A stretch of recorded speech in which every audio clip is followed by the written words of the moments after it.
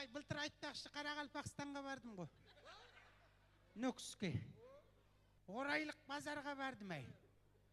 Bir манты бар екен ғой, Құдай сақтасын, елдің бәрі жейтін. Бейтіп қарасан күн көрінетін. Сөйтіп айттым әй, қыздар, мына мантыларыңнан күн көрінеді ғой десем, ой-бой, осы мантыдан бізде күн көріп отырмыз ғой дейді. Ой-ба.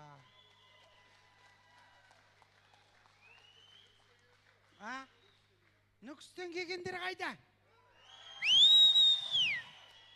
Сендер патрат қылмай аман есен қайтыңдар әй.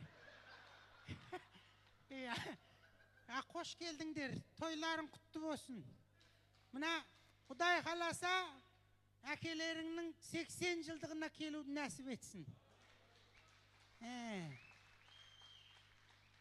Сөйтіп жүгері күртік деген жедім. Ойы-ба, ол ауыр тамақ екен ғой. Оған қайдан білейін, құрғыр біздің ет сияқты бірдеге деп тыға бергенбіз ғой. 2-3 күн күпті болып өліп қалаздадық. Ойба, соғытан бір кезде Құдай не дейді ана? Қаратау ішесің бә деп біреу кепті. Мен айтам, қаратауың сұртауыңмен құрып кетті құрсын.